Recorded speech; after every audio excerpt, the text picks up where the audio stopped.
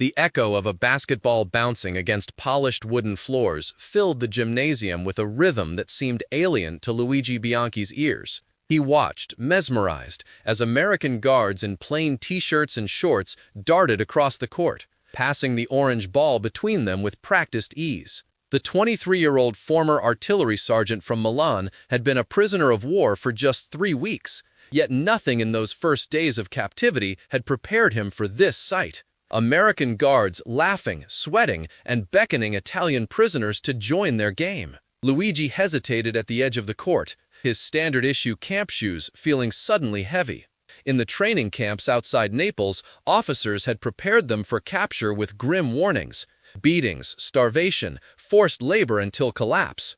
They had been told to expect the Americans to treat them as fascist animals, to extract information through pain and humiliation. Luigi hesitated at the edge of the court, his standard-issue camp shoes feeling suddenly heavy. In the training camps outside Naples, officers had prepared them for capture with grim warnings: beatings, starvation, forced labor until collapse. They had been told to expect the Americans to treat them as fascist animals, to extract information through pain and humiliation. Yet here stood a freckle-faced guard named Thompson, extending a basketball toward him with a casual smile. "You play?" the American asked, miming a shooting motion. Luigi understood enough English to grasp the invitation, but remained frozen in disbelief.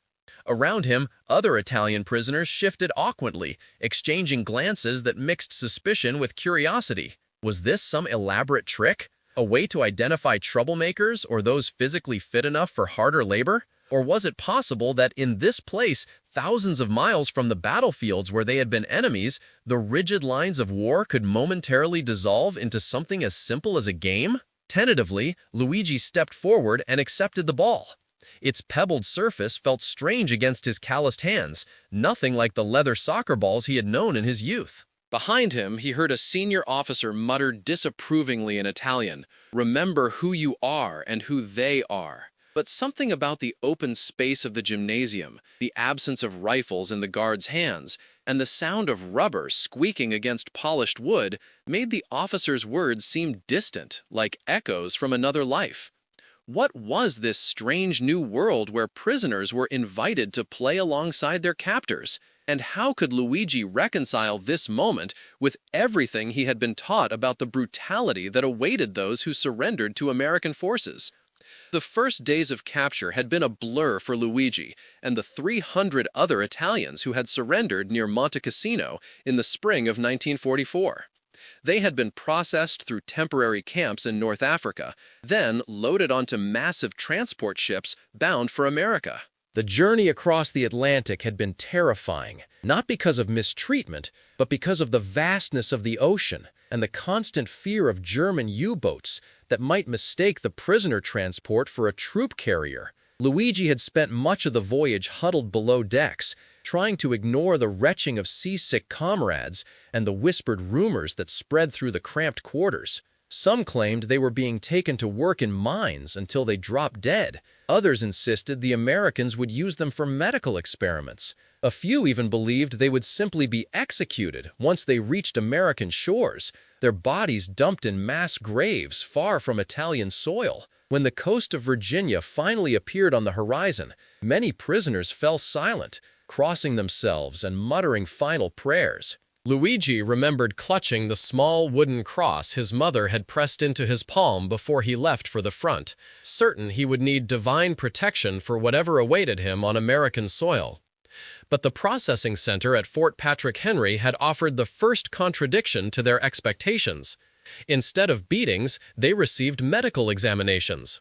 Rather than being starved, they were given full meal trays with portions larger than many had seen in years of wartime rationing.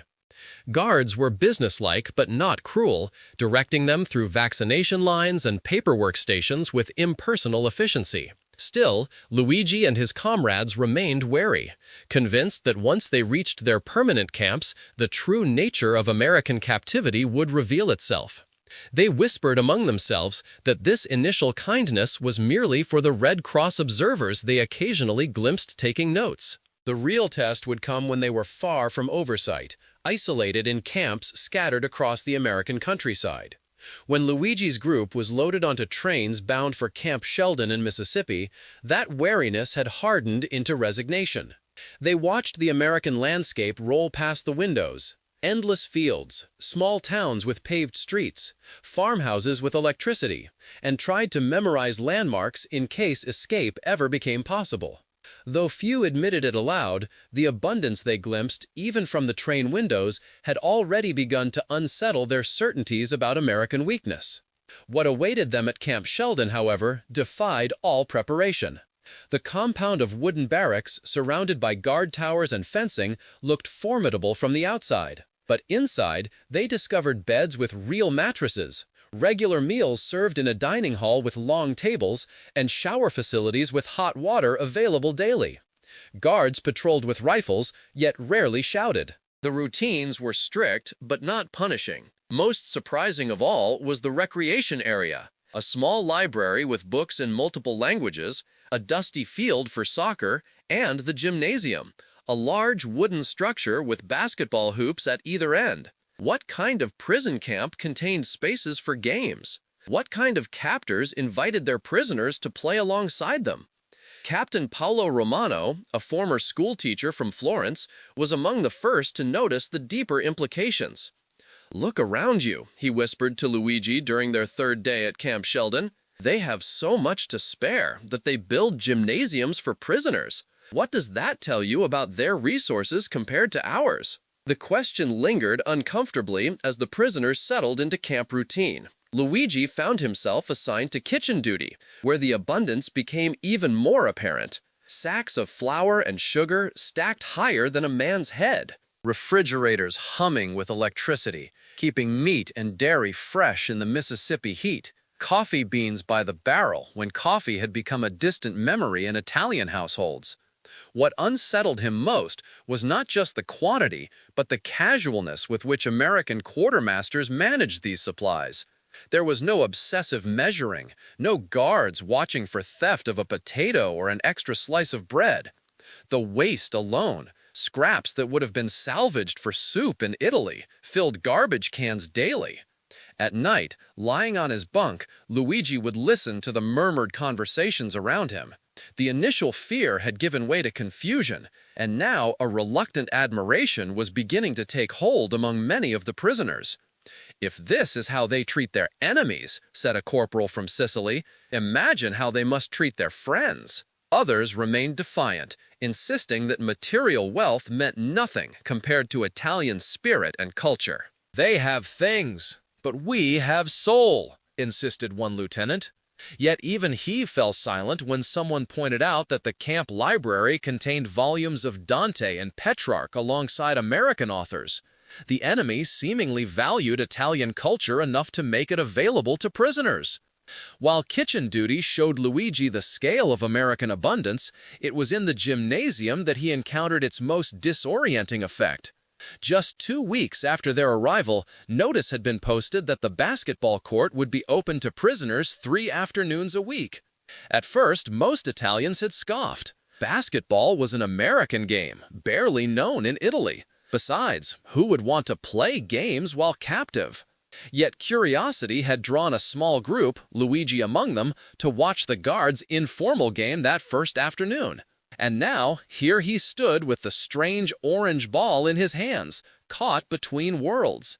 "Like this," said Thompson, demonstrating a proper shooting stance. Luigi awkwardly mimicked the position, feeling foolish yet strangely liberated. When he released the ball toward the hoop, it sailed wide, bouncing off the backboard. The American guards chuckled, but not unkindly. "Better than my first try," said Thompson, retrieving the ball. "Come on, we'll teach you guys. Makes the time go faster for all of us." That afternoon unfolded in a blur of movement, sweat, and halting explanations of rules. 6 prisoners eventually joined the game, divided among teams with the guards. Language barriers dissolved into the universal communication of sport. Pointed fingers indicating positions, nodded approval for good plays, shared laughter at spectacular misses. For 2 hours, Luigi found himself forgetting he was a prisoner. The sensation was so disorienting that when the whistle blew, ending recreation time, he stood momentarily confused, the reality of his situation crashing back upon him like a wave. He glanced at Thompson, who was wiping sweat from his brow with casual ease, and wondered if the American understood the profound psychological effect of this simple game. "Same time Thursday?" Thompson asked, collecting the ball. Luigi nodded, unable to articulate the tangle of emotions this encounter had stirred. As he walked back to the barracks with the other players, a sergeant named Richie voiced what many were thinking. "I cannot decide if this basketball is kindness or the cleverest torture," he said quietly. "They make us feel human, then return us to our cages."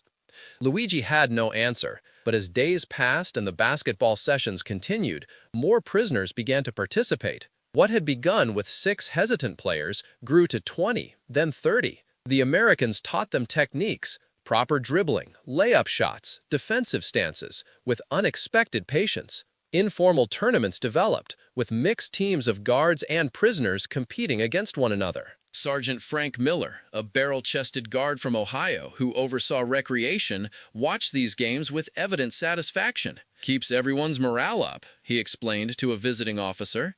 "Guards get bored too, sir. This way, everybody blows off steam." But for the Italians, the impact went deeper than mere recreation. Private Domenico Esposito, who had been a tailor in civilian life, expressed it during a water break one sweltering afternoon. "In our army, officers never played with enlisted men. Rank was everything. Here, their captain plays alongside privates, and guards alongside prisoners. It makes no sense." Corporal Angelo Ferraro, wiping sweat from his face with a towel, nodded agreement. "My father told me Americans had no respect for hierarchy, that this made them weak and undisciplined. But look at how they work together on the court. This is not weakness." When Luigi related these observations to Captain Romano, the former teacher seemed troubled. "They are seducing us with their informality," he warned.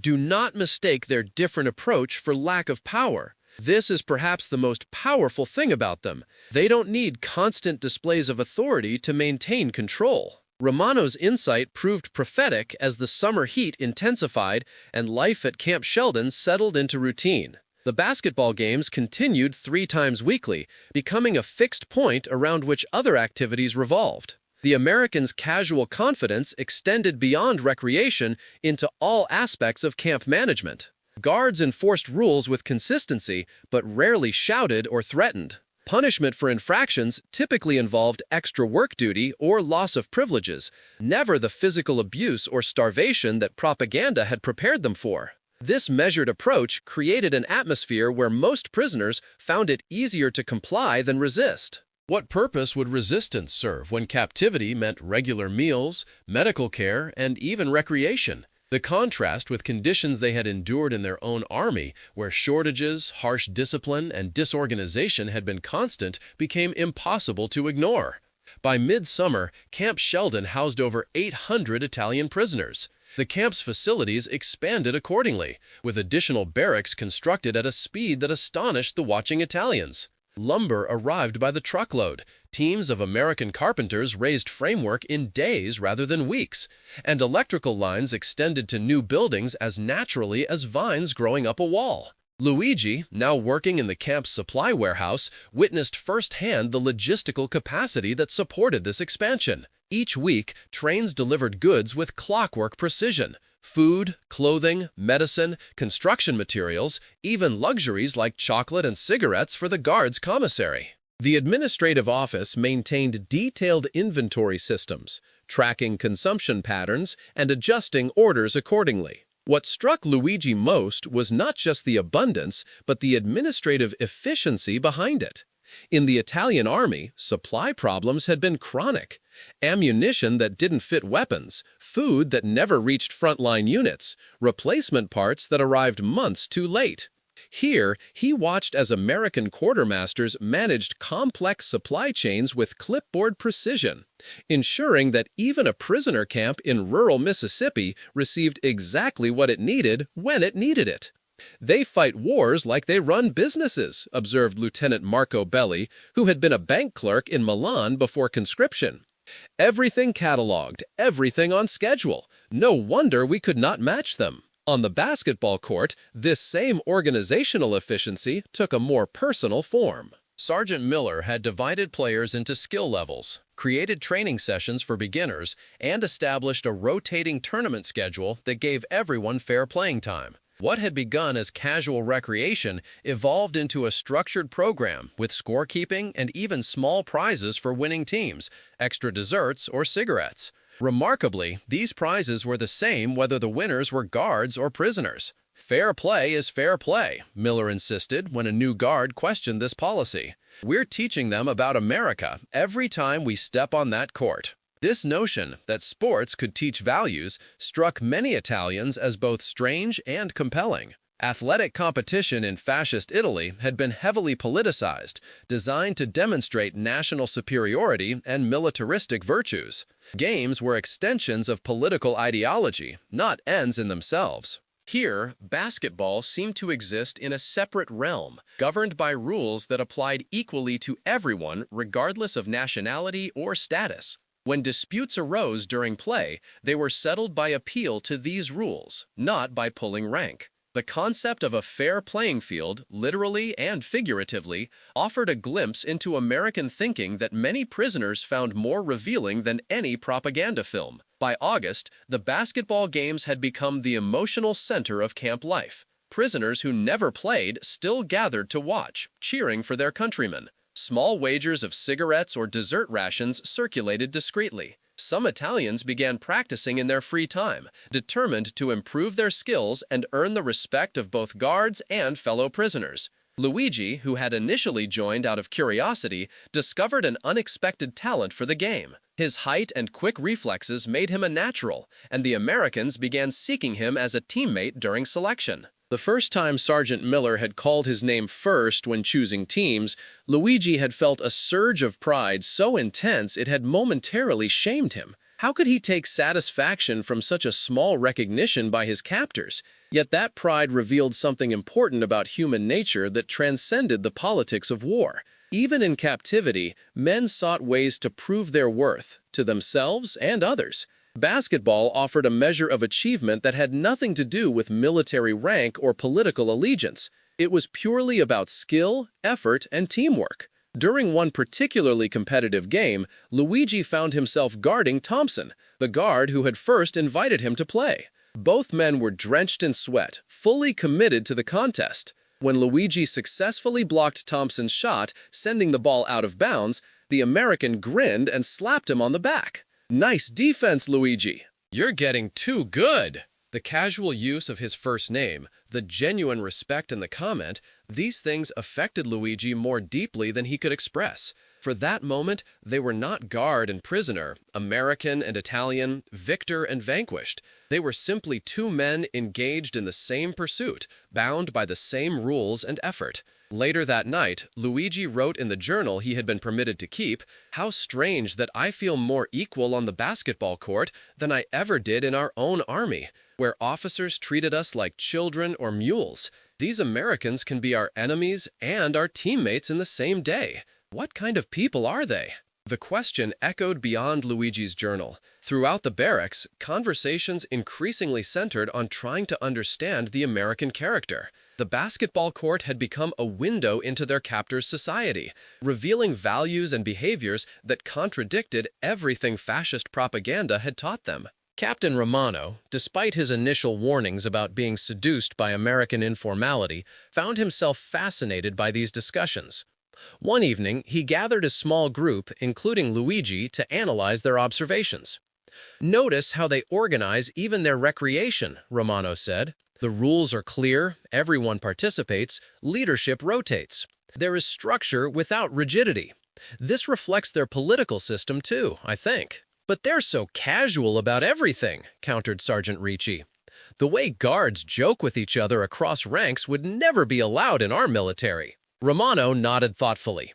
"Yet, when orders are given, they are followed precisely.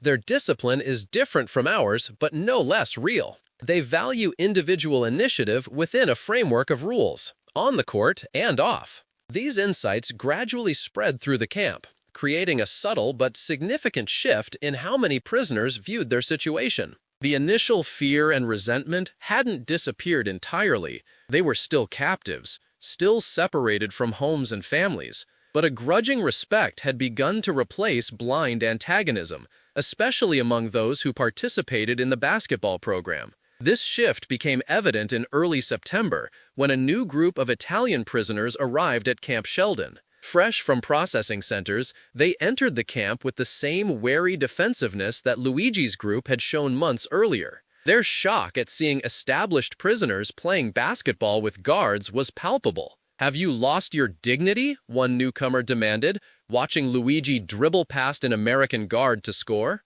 "Playing games with our jailers like children?" Luigi passed the ball to a teammate before responding. "We were like you when we arrived. Watch and learn. This place is not what you expect." The integration of new prisoners created tension initially. Many refused to participate in recreation, viewing those who did as collaborators. Whispered accusations of betrayal circulated. Several basketball players found their personal items disturbed or missing. Small acts of retribution from compatriots who considered their participation a form of surrender.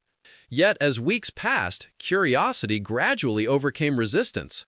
New arrivals would stand at the gymnasium's edge, watching with folded arms and skeptical expressions that slowly gave way to interest. Questions began, first about rules and techniques, later about the strange camaraderie that seemed to develop on the court. By October, several newcomers had joined the games, following the same path from suspicion to participation that Luigi's group had traveled. The cycle of integration revealed something profound about how environments shape behavior. The same men who might have maintained bitter resistance under harsher conditions found themselves adapting to an atmosphere where dignity was preserved and common humanity acknowledged. Perhaps most remarkably, the basketball program began influencing other aspects of camp life.